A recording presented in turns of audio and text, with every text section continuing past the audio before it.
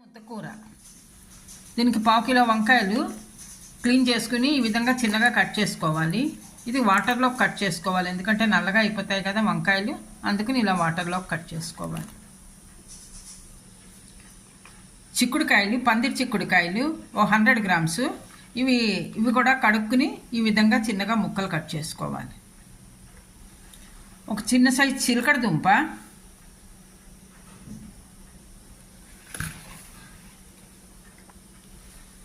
ఇది కూడా బాగా క్లీన్ చేసుకోవాలి, మట్టి అది ఉంటుంది కొద్దిగా. ఈ విధంగా చిన్న చిన్న ముక్కలు కట్ చేసుకోవాలి. ఒక 2 టమాటాలు, ఇవి కూడా క్లీన్ చేసుకుని చిన్నగా ముక్కలు కట్ చేసుకోవాలి. కొన్ని పచ్చి బఠానీలు, మన ఇష్టం ఎన్నైనా తీసుకోవచ్చు. 2 పచ్చిమిరపకాయలు.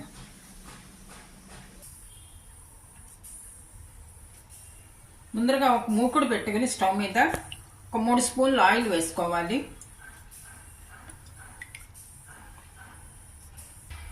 ఆయిల్ వేడెక్కాక ముందరగా తరిగి పెట్టుకున్న వంకాయ ముక్కలు,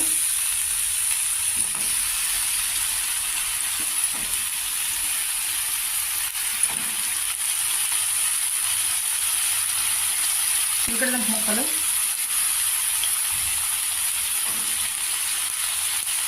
టమాటా,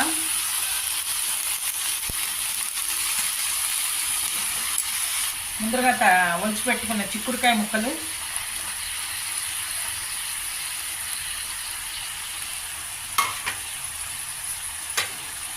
రెడీ పెట్టుకున్న పచ్చి బఠానీ, కూరకి తగినంత ఉప్పు,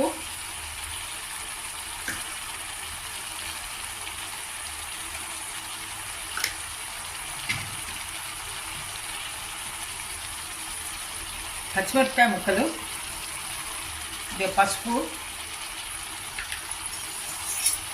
బాగా మిక్స్ చేసుకుని పచ్చివాసన పోయేదాకా ఇవన్నీ మగ్గించుకోవాలి.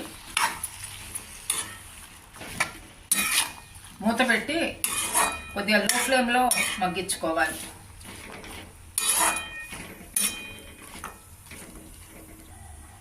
మధ్య మధ్యలో బాగా కలుపుకుంటూ ఉండాలి, అడుగంటకుండా మాడకుండా ఉంటుంది.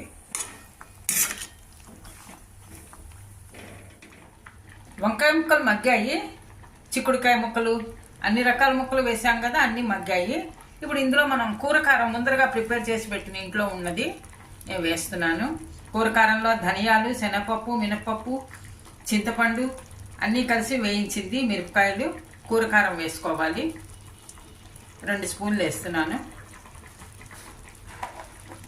1 స్పూన్ నువ్వుల కారం కూడాను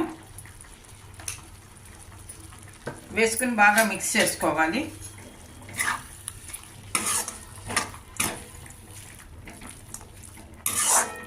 ఎందుకంటే కొంతమంది వంకాయ కూర ఇష్టపడరు తినటానికి, అందుకని ఇష్టపడిన వాళ్ళకి ఈ రకంగా చేశారనుకోండి, అన్ని రకాల కూరలు ఉన్నాయి.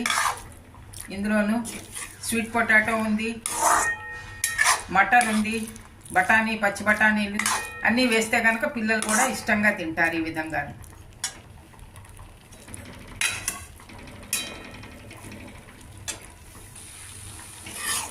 అంత మిక్స్ అయింది కూరకారం అది కూడాను.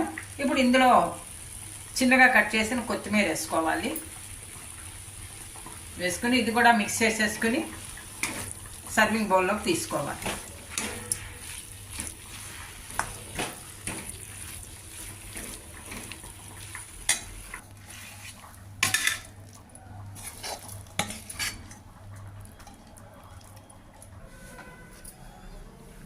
వంకాయ ముద్దకూర రెడీ అయింది. చాలా టేస్టీగా ఉంటుంది ఇది. మీరు కూడా ట్రై చేసి చూడండి.